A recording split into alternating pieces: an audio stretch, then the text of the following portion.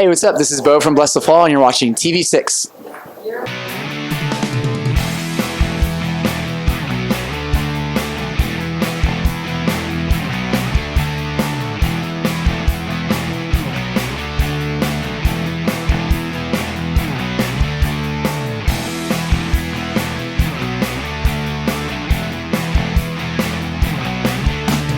Hey, what's up, guys? It's Holly here with TV6, and I'm here with Bo from Blessthefall. Hi. I want to start out with your newest album, Hollow Bodies, is going to be released on August 20th. What can we expect from this? You can expect it to melt your brains, so maybe wear a helmet and some, like a diaper or something, so you don't shit your pants. It's awesome. No, we went with a new producer for this record, and it just kind of found this really cool, new, huge sound. It's a little bit darker than the last album, but the production's amazing, and lots of we have a few guest vocalists on it, and we co-wrote one of the songs with Vic from Pierceville, and Jake from August Red is a guest vocalist. Jesse Barnett from 6 Year Guns and Lights sings on the song. So nice. Yeah, so it's like a lot of special, cool surprises with the album, and I'm stoked. Yeah. All right, and with each album you guys have, what inspires to challenge you guys? We just we look to push ourselves as artists, and as songwriters, and we feel like our previous work should, when you hear the new stuff, you should hear the previous work and go, yeah, they got better, because if we're not improving, then there's no really point, there's no point to really be doing this. So we don't compare ourselves to other artists or other, their level of success. We just, we're our own, biggest challenge, right. I guess you could say. And then you guys have gone through a few member changes throughout the years. Do you find it difficult to readjust with each one? No. Well, I was the first one. Happened in around 2008.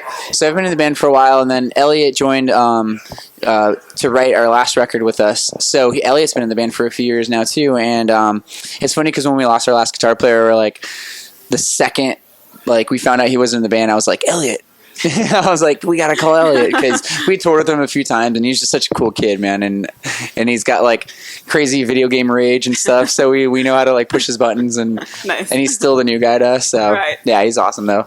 And then what are your views on illegal downloads, and how do you feel digital music has impacted the industry today as a whole? Yeah, it's I feel like at this point it's just something that artists are just dealing with and trying to figure out how to offer other ways to purchase music, you know what I mean? Right. So whether that be these crazy pre-order packages that you put together where there's a special shirt or a skateboard or a hat, something that you can't, something that you literally cannot get any other way except for buying the record. Right. Or even downloading it on iTunes, there's perks to that too. So I feel like they've made it so easy to buy music now that it's actually probably harder to download it. You know what I mean? Because if I'm on my phone, I just you open up iTunes and you can buy it. Right. Same on your laptop, but if you want to go download it, torrent it, you got to figure out some website to do it and get a good quality one, or it's right. It takes forever to download. It takes longer than just getting it on iTunes. So I feel like at this point, it's a lot easier to just even buy it. So yeah. With that being said, is there anything you could wish you could change about the industry today?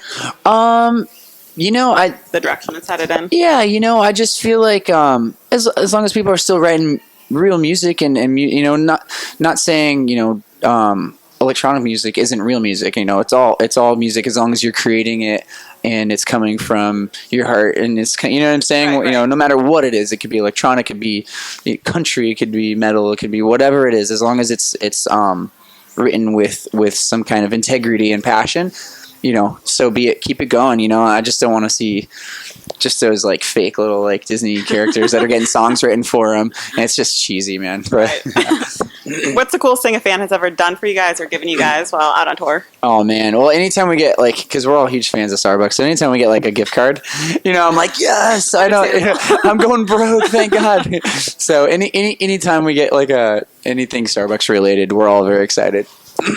And what are some lessons you guys have learned while being out on tour throughout the years?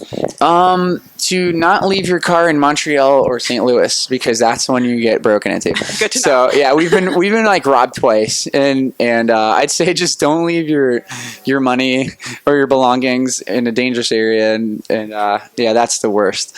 But yep. And to finish up, aside from the new album coming out, what's in store for Blessthefall? Lots of touring.